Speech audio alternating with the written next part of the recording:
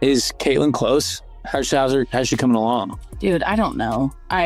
Everyone keeps asking, everyone's like, and I'm like, literally, she doesn't even know. Like, it's just like a day by day legit type of thing. And so, yeah, she's close, but like, you also have to remember, like, she could be playing if it wasn't in the WNBA by now, but like at this level, with how deep and like how good people are nowadays in our league, which is the best it's ever been, like you can't just be good. You have to be on top of your game. And so just trying to get her back in game shape, I think, is what they're trying to do. But like, again, it's literally a day by day. I'm not holding out any information. I just literally... Other channels want you to believe Caitlyn Clark is quitting the WNBA, packing her bags and heading to Europe. That's the story they're selling, but it's completely fake. The real story? Sophie Cunningham just dropped a confession that flips everything upside down, and almost nobody's talking about it. Now here's the crazy part. While millions of people are watching videos built on lies, the truth is hiding in plain sight. Sophie didn't hold back. On her own podcast, she revealed something that should have every WNBA fan asking one simple question. Is this league sustainable for its biggest stars? And before we go any further, understand this. Sophie Cunningham isn't just another player making noise for attention. She's paid thousands of dollars in league fines just for telling the truth. She's the WNBA's unofficial whistleblower, and what she just revealed about Caitlyn Clark's situation is way bigger than an injury update. Because if Sophie's right, Caitlyn's absence isn't just about recovery. It's about impossible standards, selective protection, and a system that might actually be working against the very stars who made the league explode in popularity. So while other channels push fake headlines, let's walk through Sophie's actual words, the ones powerful enough to cost her thousands of dollars, and see what they really reveal about Caitlyn, the WNBA, and the future of the league. Sophie Cunningham isn't just speaking her mind. She's literally paying the price for it. In 2024 alone, the WNBA has fined her more than $3,000 for telling the kind of truths the league would rather keep buried. Think about that for a second. A single comment on TikTok about referees cost her $500. A podcast segment pointing out officiating inconsistencies, that was another $1,500. And when she called out blatant favoritism, the kind every fan sees but no one inside the league admits, the fine amount wasn't even disclosed. They just slapped her with a penalty and moved on. Most players would have gone silent after the first hit to their paycheck. Remember, WNBA salaries range from about $64,000 to $242,000 a year. Losing even $1,500 can eat up a huge chunk of that. Imagine working a job where 2% of your annual salary disappears because you told the truth on a podcast. That's enough to make almost anyone keep quiet. But Sophie doesn't stop talking, and that's exactly why her voice matters. She isn't just another athlete making excuses or chasing headlines. She's risking her own career stability to shine a light on the uncomfortable realities of this league. While everyone else is trying to play it safe, Sophie's podcast has become the one place where fans can hear unfiltered, behind-the-scenes truth about what's actually happening inside the WNBA. That's why when she finally opened up about Caitlyn Clark, fans knew they had to pay attention. Sophie has already proven she's willing to take the fines, absorb the criticism, and keep going. She's become the league's unofficial whistleblower, the player who refuses to be silenced no matter the cost. And her most recent confession? It doesn't just change the narrative around Caitlyn's recovery. It exposes a much deeper problem about what it really takes to survive in today's WNBA. On August 19th, Sophie Cunningham sat down on her podcast and casually dropped a line that stopped fans in their tracks. While reporters kept asking about Caitlyn Clark's return timeline, Sophie cut through the noise with a statement that changes the entire conversation. She could be playing if it wasn't in the WNBA by now. Let that sink in. This isn't a random fan speculating on Twitter. This is a current WNBA player, someone with direct access to Caitlyn's situation, saying that the reason she's still out isn't just about the injury itself, it's about the league she's playing in. Most people expected the usual update. She's healing, we'll see how she feels next week, or it's just day by day. But Sophie didn't stop there. She spelled out what makes this situation different. At the WNBA level, the competition is so intense, the physical demand so extreme, that even one of the greatest college players of all time can't just jump back in. And here's the key detail. Sophie wasn't calling Caitlyn weak. In fact, she made it crystal clear that this has nothing to do with Caitlyn's toughness or work ethic. What Sophie was pointing out is that the WNBA has become so elite, so physically unforgiving, that even a generational star needs more time just to meet its standards. Think about what that means. Caitlyn Clark dominated college basketball. She carried Iowa on her back, sold out arenas, and single-handedly drove TV ratings to levels women's basketball had never seen. But in the WNBA, Sophie's saying those accomplishments don't automatically translate. Here, you can't just be good. You have to be flawless. And if you're not fully ready, physically, mentally, and competitively, the league will chew you up. That's the bombshell Sophie dropped. Caitlyn's absence isn't about a weak ankle or a fragile body. It's about the WNBA itself, a league so demanding that even its brightest star can't rush back without risking everything. And if that sounds brutal, it's only the beginning. Because Sophie didn't just shine a light on Caitlyn's struggle, she also exposed a much bigger problem with how this league treats its players, and why the standards might be impossible to sustain. When Sophie said Caitlyn could be playing if it wasn't in the WNBA, she wasn't exaggerating. She was pointing to a reality that fans don't always see. This league is unlike anything else in women's basketball. The speed, the depth, the physicality, it's reached a level where good enough doesn't exist anymore. Sophie explained it herself. At this level, with how deep and how good people are nowadays in our league, which is the best it's ever been, you can't just be good. You have to be on top of your game. That's the standard every player is up against. And here's the harsh truth. It's not just about talent. It's about surviving a league that, in Sophie's own words, feels less like basketball and more like rugby. The hits are harder, the contact is constant, and players talk openly about needing armor just to get through a game. Think about what that means for someone like Caitlyn. At Iowa, she was untouchable. Opponents couldn't keep up with her skill, her vision, her shooting range. But in the WNBA, even while healthy, she's facing the strongest defenders in the world every single night, in a system where refs often let the game get as physical as possible. Coming back from injury in that environment isn't just risky, it's potentially career-altering. Overseas, or even in college, Caitlyn might already be back on the court. But in this league, the standard is perfection or nothing. That raises a bigger question. If the WNBA has evolved into a game where players need body armor just to survive, is it setting up its stars to succeed or to break down? Because if a generational talent like Caitlyn Clark is forced to sit out longer, not because of her own toughness, but because of how unforgiving the league has become, then Sophie's confession isn't just about one player's recovery. It's about whether the WNBA's impossible standards are sustainable for anyone.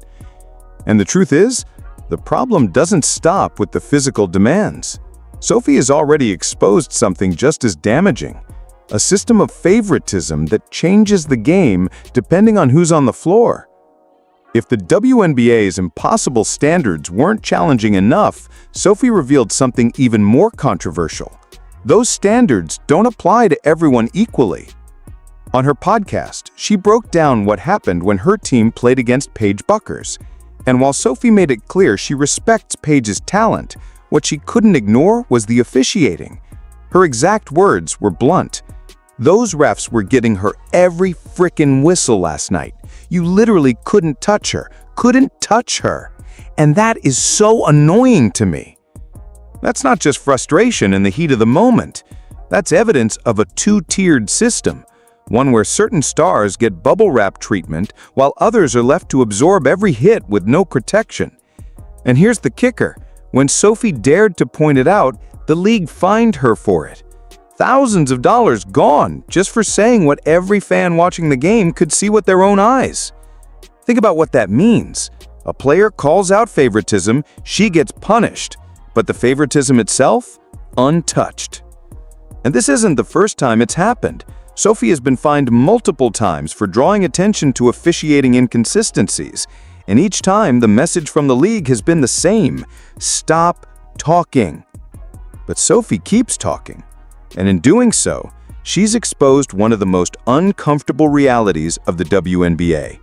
It's not just that the league demands perfection, it's that perfection is judged differently depending on who you are. Some players can't even be touched without a whistle. Others, Caitlyn included, are thrown into the fire, battling through brutal contact while officials swallow the whistle. And here's where it gets really tricky for the league. Because if fans start to believe that referees are protecting certain faces of the game while leaving others exposed, the credibility of the entire product comes into question. Sophie risked thousands to say it out loud. But what happens when the evidence keeps piling up and more players start agreeing with her? That's the uncomfortable reality Sophie has been fined to keep quiet about. And it leads directly into the next problem: the information blackout around Caitlyn Clark's injury. Because if favoritism is shaping what happens on the court, what's happening off the court might be even more alarming. For all the noise surrounding Caitlyn Clark's injury, here's the strangest part. Nobody actually knows what's going on. Not the fans, not the media, and according to Sophie Cunningham, not even her teammates. On her podcast, Sophie made a confession that should have sent shockwaves through the league. "I'm not holding out any information. I just literally don't know." Stop right there. Think about that. In any other professional sports league, when the biggest star is injured, fans get updates. There are medical reports, recovery timelines, and clear communication about what's happening. You don't see the NBA keeping LeBron James' health a mystery. You don't see the NFL staying silent about Patrick Mahomes. Those leagues understand that when your biggest star is sidelined, transparency is non-negotiable. But in the WNBA, the player closest to Caitlyn is admitting she has no idea what the timeline looks like. That's not transparency, that's a blackout. And it raises the obvious question: why? Why is there so little communication about the most valuable player the league has right now? Remember, Caitlyn isn't just another rookie. She is the reason ratings spiked, arenas sold out, and mainstream outlets finally started paying attention. Her absence isn't just about one player missing games. It's about half the league's momentum disappearing overnight. Yet instead of clarity, fans are fed scraps. Day by day, we'll see. No updates at this time. That isn't information, that's deflection. And Sophie, by admitting she's just as in the dark as everyone else, confirmed what fans have been suspecting. The league is controlling the narrative, keeping Caitlyn's situation deliberately vague. Now, maybe that's about protecting Caitlyn's privacy. Maybe it's about avoiding panic. But the more this blackout continues, the more it feels like part of a bigger pattern. A league that fines players for telling the truth on podcasts is now refusing to provide clear answers about its most important star. And that's where Sophie's confession takes on a whole new meaning. If even she, a teammate, a friend, and someone paying thousands just to be honest, can't get answers, then what exactly is being hidden? The truth is, this blackout doesn't just leave fans in the dark.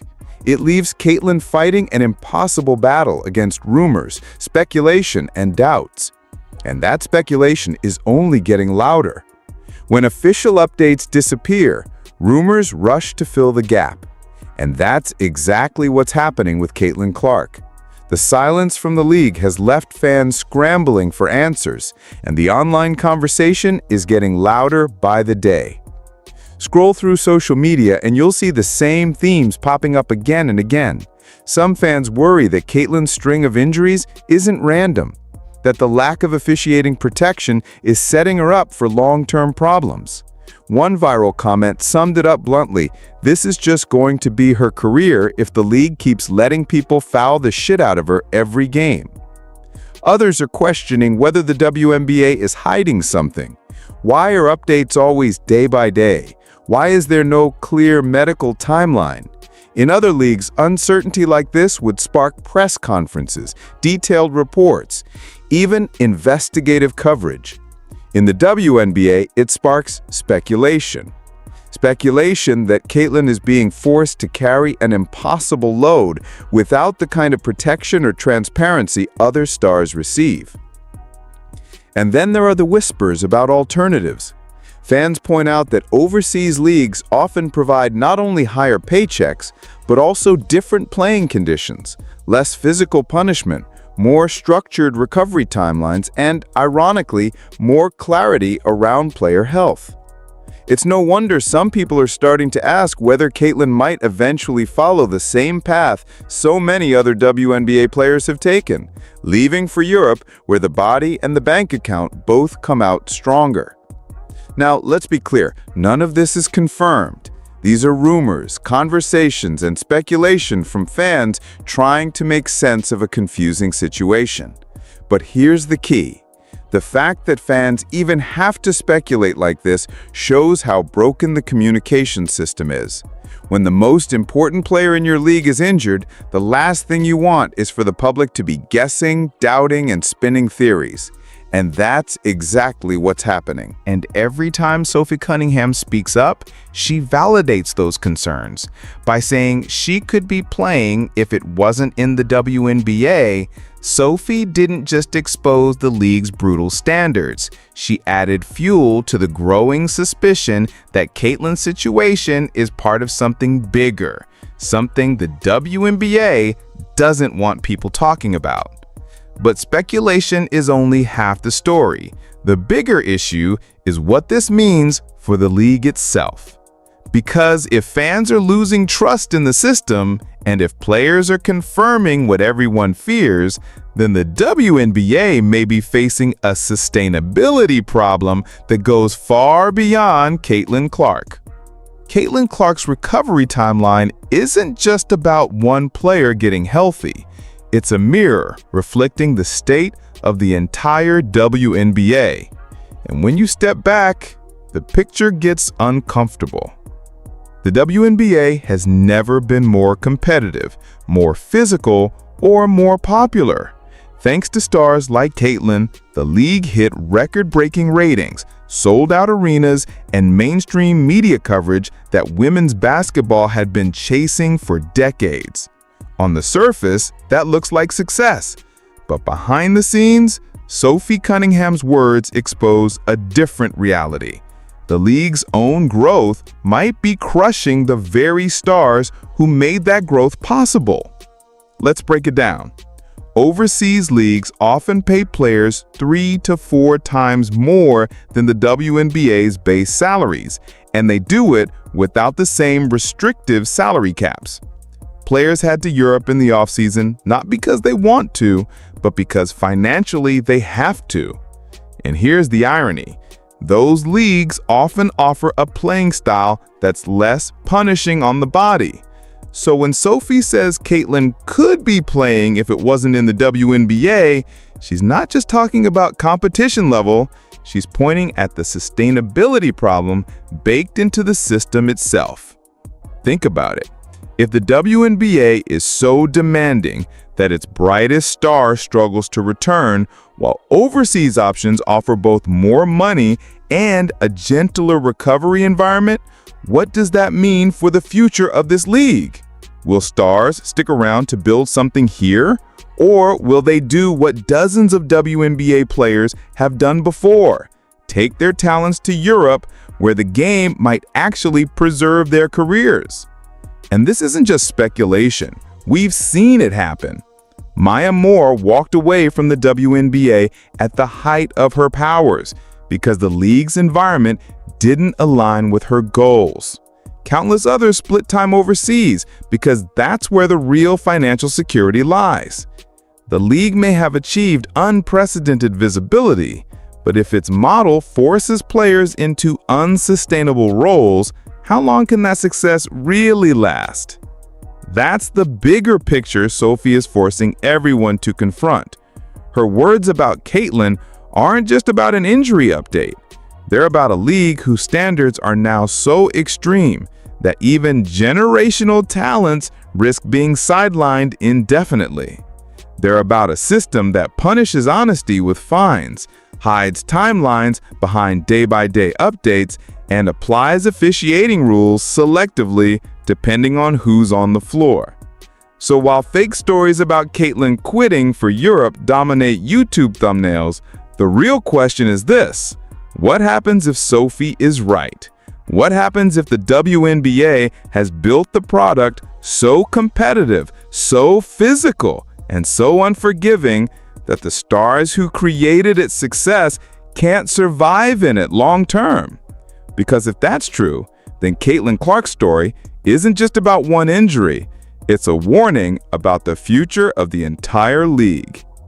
At the heart of this entire story isn't just Caitlyn Clark's injury or the WNBA's silence, it's Sophie Cunningham, a player who decided to say what nobody else would. Think about the risk she took. In a league where speaking out gets you fined thousands of dollars, Sophie still went on her podcast and told the truth as she saw it. She admitted the league standards are brutal. She exposed the information blackout around Caitlyn, and she reminded everyone that behind the highlight reels and TV ratings, there are real players sacrificing their health for a system that doesn't always protect them. That choice to risk money, reputation, even her relationship with the league marks Sophie as more than just another player. It makes her a whistleblower. Not in the dramatic sense of leaking documents or blowing open a scandal, but in the human sense of saying out loud what everyone else was whispering behind closed doors. And here's the irony. While the league may have fined her for honesty, fans have embraced her for it. Scroll through the comments on her clips, and you'll see the same theme over and over. Finally, someone's telling the truth. Respect to Sophie for saying what others won't. She's the only one keeping it real. That's Sophie's legacy in this moment. She's not the highest scorer, she's not the face of the league, but she's the voice that cracked the silence. The one who dared to point out that Caitlyn Clark, the most important rookie in WNBA history, is being left to fight battles she shouldn't have to fight alone. And years from now, when people look back on this chapter of the WNBA, they might not just remember Caitlyn's injuries or the blackout surrounding them. They might remember Sophie Cunningham, the expensive truth teller who decided her voice was worth more than the fines it cost. Because sometimes change doesn't start with the superstar at the center of the storm. Sometimes it starts with the teammate willing to say, "This isn't right." So here's where we're left. Caitlyn Clark's recovery isn't just about getting back on the court. It's about whether the WNBA can protect, sustain, and support the very stars who brought it into the spotlight. Other channels will keep pushing the fake headline, "Caitlyn Clark is quitting the WNBA." But the truth is much more complicated. What we actually have is Sophie Cunningham, a player willing to pay thousands of dollars in fines just to pull back the curtain. And what she revealed wasn't some conspiracy. It was something even harder to hear. That the league standards may be too brutal, its protection too selective, and its silence too damaging for its brightest stars to thrive. That's the story nobody else is telling. And it raises a bigger question, not just about Caitlyn, but about the WNBA itself. If the league can't find a way to balance competitiveness with sustainability, will its success collapse under the very pressure it created? Because whether you're a fan, a critic, or just someone curious about what's really going on, one thing is clear. Sophie's honesty has forced everyone to look at the WNBA in a different light. And Caitlyn Clark's future may end up being the test case that decides if this league can truly grow or if it's building a system its stars simply can't survive. But what do you think? Is Sophie right that Caitlyn's struggles are bigger than just injuries? Or is this all part of a normal rookie season? Drop your thoughts in the comments, because this conversation is just getting started.